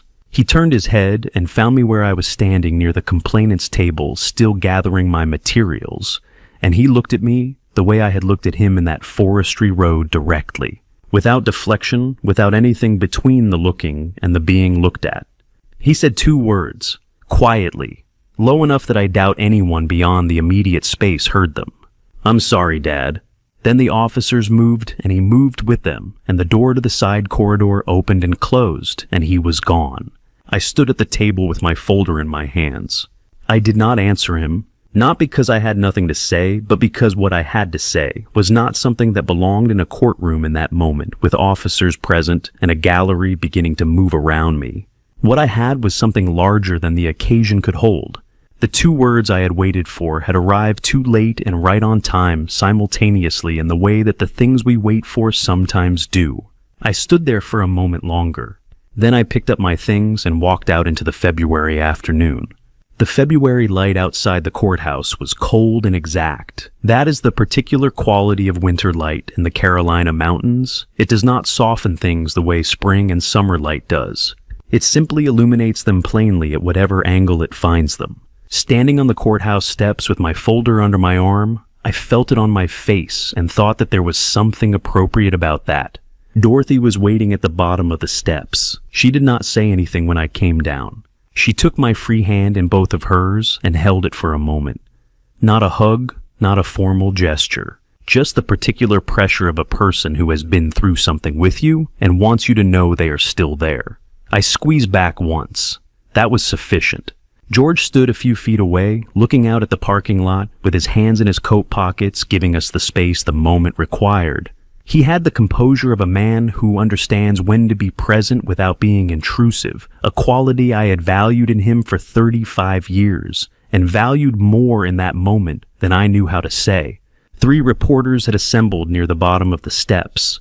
They moved toward us when I appeared. George stepped forward before they reached us, not confrontationally, simply positioning himself in the way of the most direct approach, and said something brief and quiet. By the time I had descended the last step, they had reconsidered. The 3 of us walked to the parking lot without being followed. I looked back once before we reached George's truck at the courthouse building. The stone facade, the windows of the upper floors. Courtroom 4 was on the 2nd floor, northeast corner.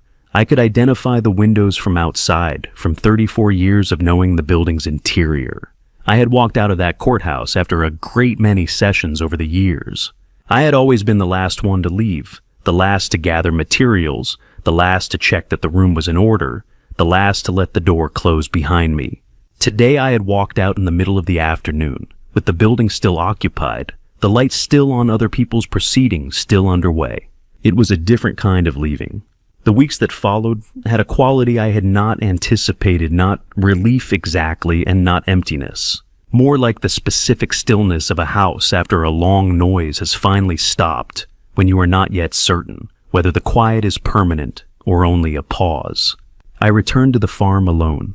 The land was still there, the 400 acres of red clay and longleaf pine that my grandfather had broken ground on before my father was born, that my father had passed to me, that I had tended for 40 years alongside Eleanor. The cattle operation needed attention. The south pasture needed the fence work that had been deferred through the months of the trial. The equipment barn roof, which Dorothy and I had agreed needed addressing before winter, had made it through without incident, but would not make it through another season without repair. I worked. It was the right thing to do. The farm had always been the right thing to do when thinking needed to be done, alongside something physical. On a Saturday in early March, I began clearing the rooms Calvin and Serena had occupied. I did this alone, and deliberately moving through the space with the methodical care of a person who is performing a task that requires both attention and a certain amount of steadiness. Their belongings had been removed by that point, taken by others in the weeks before the trial. What remained were the small residual traces that a room retains after it has been lived in a shelf configuration adjusted to different preferences, a window latch that had been set differently, the particular arrangement of the furniture that someone else had established. I worked through the morning, at some point in the late morning moving items from the closet shelf to assess what needed storing. I dislodged something from the back of the upper shelf, a piece of paper folded. That had been sitting there undisturbed long enough to have gathered a fine film of dust along its upper edge. I unfolded it at the foot of the bed. The crayon lines were faded but legible, the oversized circle hands, the straight line arms, the 2 figures standing side by side. Above them, in the careful capital letters of a child who had recently learned how to make them, me and Dad, just as heroes. I sat down on the floor where I was standing. Not because my legs gave out, because the moment required sitting, and the floor was there, and I sat. I held the paper with both hands, and I looked at it for a long time. Not thinking about anything in particular, not analyzing or processing or arriving at conclusions. Just looking at what a boy of 8 had made one Tuesday morning, 32 years ago, before anything that had happened, since it happened. I was still sitting there when I heard Dorothy's truck on the gravel. She came in through the back the way she always had, calling out when she heard no answer at the door. She found me in the room, still on the floor, and she sat down beside me without asking for an explanation. The way a person sits when the explanation is visible and additional words would be an imposition. We stayed there for a few minutes. Then I got up and she got up and we went downstairs and I made tea and we sat at the kitchen table and looked out at the March fields together. The conversation we had was quiet and uneven in the way of conversations between people who have been through something together and are finding their way back to the ordinary register of sibling life. We talked about the barn roof. We talked about a book she was reading. At some point she mentioned that she had been thinking about coming down on alternate weekends for a while, if I didn't object. I said I didn't object. She left before dark, and I stood at the kitchen window and watched her taillights move down the long drive. That evening, I found a composition notebook on the shelf in the study, the last of the supply I had kept there for years, all the others having been used in the months of evidence gathering. I took it to the kitchen table and opened it to the first page. I had never kept a journal. I had kept case notes, correspondence records of various kinds. Not a journal. I wrote for an hour. I wrote about Eleanor specific things, small things, the kind of details that a person forgets they are holding until they sit down and discover the inventory. I wrote about Calvin at 16 in the back row of my courtroom. I wrote about one night in December, standing alone in a pine forest with my hand on a watch, not afraid. Near the bottom of the page, I wrote a question, not because I expected an answer, but because it had been sitting in me since the February afternoon I walked out of the courthouse, and it needed to be placed somewhere outside myself. When does a father stop being a father? I sat with it. Then I wrote below it in the same unhurried hand. Never. I closed the notebook and turned off the kitchen light and stood at the window for a while. Outside, the season's first snow had begun. Not heavy, just the tentative early fall of it, drifting down through the dark over the fields. In the morning, it would be gone most likely, but it was there now, covering the January bare ground in something temporary and quiet. Somewhere 200 miles from where I was standing, Calvin was spending his first night in a federal correctional facility. I did not know what the accommodations were. I did not know whether the blankets were adequate for the time of year. I found that I hoped they were. I could not stop myself from hoping that. And standing at the window in the first snow of March, looking out over the fields that had belonged to my family for 3 generations, I was not entirely sure I wanted to. September came in, the way it always does in the Carolina mountains, quietly without announcement, the light shifting from the flat brightness of August into something deeper and more considered. The mornings carried a chill that the afternoons burned off by noon, and the fields had the particular gold green of late summer turning. The color that means the season knows what's coming, even if it isn't ready yet. George came on a Saturday afternoon, and we sat on the front porch the way we had sat on porches together for 35 years, with coffee without agenda, watching the light move across the south pasture. The barn roof had been repaired in June. The south fence was solid. The cattle operation was running on a rhythm that felt for the first time in more than a year, like something I had chosen rather than something I was merely maintaining. We talked about small things for a while. A case George had been consulted on, remotely nothing serious, a property dispute in Buncombe County that needed a clear set of eyes. The state of the county commission, whether the diner in Marshall had finally gotten a decent pie. Then George set his mug on the porch rail and looked out at the pasture and said without preamble the thing he had been waiting for the right moment to say. You going to write to him? I had been thinking about it since March. Not obsessively. Not the way I had thought about the evidence, the trial, the architecture of what needed to be built and then executed. More, the way you think about something that you know is waiting for you at a particular distance. And the only question is whether you have closed enough of that distance yet to make the attempt meaningful. 6 months had passed since the February verdict. I had spoken to Patricia twice, once about the restitution process, once about a procedural matter that needed my signature. I had received a letter from Dr. Marsh in April, brief and warm, saying that his father's name had been spoken in a courtroom and that he believed something had been completed that needed completing. I had written back. I had not written to Calvin. Soon, I told George. I looked out at the same stretch of pasture he was looking at, the light going amber in the late afternoon. I think I'm nearly ready. George nodded once. He finished his coffee and stood up, with the deliberateness of a man whose knees register the change of seasons before the calendar does. He shook my hand at the top of the porch steps, not the casual parting gesture of people who expect to see each other shortly, but the kind of handshake that acknowledges something has been shared and continues to be shared, without requiring the acknowledgement to be spoken. He drove out at 4:30.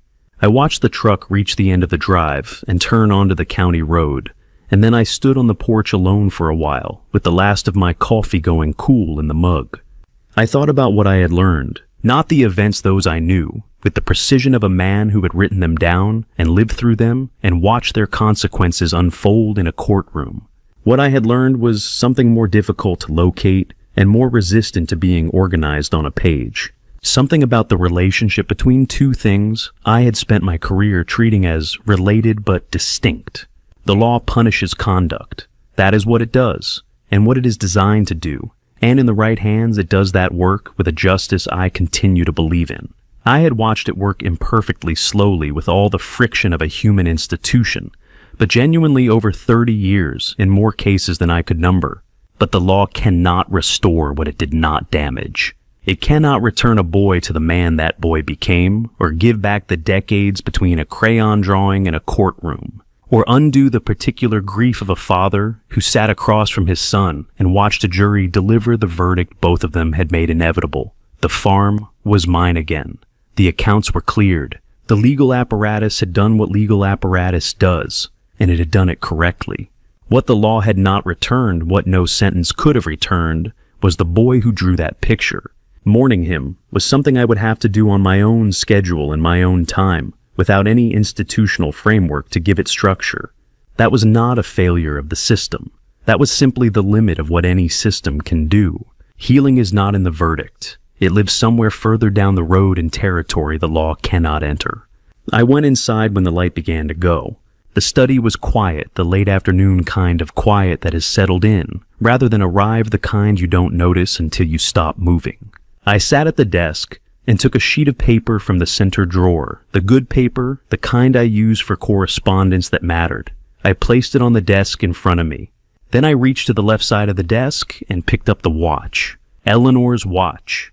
I had worn it on my wrist every day for 34 years, through every proceeding, every verdict, every walk through a courthouse parking lot. I had carried it into a pine forest on a December night and held my thumb against its worn edge while I waited for headlights. I had held it in both hands in a hotel room at 3 a.m, while George and Dorothy worked through documents 2 counties away. I set it on the desk beside the paper, not on my wrist. Beside me the way you place something near you when you want the presence of it without the weight. I picked up the pen. I thought about a boy of 8 with a red crayon and a blue one making something at the kitchen table on a Tuesday morning before his father left for the courthouse. I thought about a teenager sitting in the back row of a courtroom with a spiral notebook taking notes on a life he intended to build. I thought about 2 quiet words spoken in a courtroom corridor at the end of February low enough that only I could hear them. I thought about 32 minutes in a pine forest looking up through the gap in the trees at a cold December sky. About the 30 or 40 seconds before the truck engine engaged and the taillights moved away down the road. About a man sitting alone at a kitchen table at 3 a.m, saying something to the dark that he needed to be true. I touched the pen to the paper. Dear Calvin. I stopped. Outside the study window, the September light was going gold on the tree line at the far edge of the south pasture. Those trees had been saplings when Calvin was 9 years old, a Saturday in early spring, when I had rented a small auger and marked out the positions and the 2 of us had worked down the fence. Lined together Calvin in rubber boots 2 sizes too large that he had refused to exchange for a smaller pair, because he intended, he said, to grow into them. We had planted 23 trees that afternoon. 19 of them had survived. They were 40 feet tall now. I looked at them for a while. The pen rested in my hand against the paper, the ink just touching the edge of the letters I had written. The light was changing as I watched the way September light changes in the late afternoon, slowly, and then all at once. I do not know what I will write after that opening. I do not know if he will write back. I do not know whether we will ever stand together on this porch again, in some autumn that has not yet arrived, watching the same fields from the same railing. But I know this. I spent 30 years believing in the capacity of justice. I am not ready to stop believing in the capacity of forgiveness. Not yet. Not today. But I am closer than I was yesterday. And for now, sitting at a desk in September, with Eleanor's watch beside me and a letter I have only just begun, and 19 trees standing at the far edge of a field that has belonged to my family for 3 generations. For now, that is enough. I am not going to tell you my story was exceptional. Every family carries weight, and most carry a version of this somewhere inside the trust extended too far. The moment when love and judgment pointed in opposite directions, and the person who paid the price for choosing love. I share this family story not because I believe my suffering was greater than yours, but because I believe what came out of it might be useful to someone sitting where I once sat. So here is what I would tell you, plainly. Do not do what I did. Do not let loneliness make your decisions. Do not sign documents because you are tired of eating alone. Do not confuse someone's return with someone's redemption. I was a man who spent 3 decades reading people for a living, and I still let grief make me careless. If it can happen to me, understand that it can happen to anyone. Family betrayal does not always arrive as an enemy. It arrives wearing a familiar face, carrying flowers, saying the things you have been waiting to hear. That is precisely what makes family betrayal so difficult to name and so important to recognize before the cost of recognition becomes too high. Watch your finances, keep your own counsel, maintain the relationships that were there before the new arrival. And if something feels wrong, trust that feeling the way you would trust any evidence because it is evidence. I believe, and I have believed this since, before I sat on any bench, that God places people in our lives at specific moments for reasons that are not always immediately legible. Doctor, Marsh did not find me by accident. Dorothy did not hold that journal by accident. George did not answer on the second ring by accident. When I was most alone, I was not in fact abandoned. That is the part of this family story that I return to most often. Family betrayal leaves a mark. I will not pretend otherwise. But it does not have to leave the final word. The letter on my desk still begins, Dear Calvin, and nothing more. Perhaps it will for a while yet. Forgiveness is not a decision you make once. It is a direction you choose to keep moving in one day at a time without any guarantee of arrival. That is where I am, moving. Thank you for staying with me through every part of this. If you found yourself in Thomas's position, facing that moment when trust collapsed and the road forward was unclear, I'd genuinely like to know what you would have done.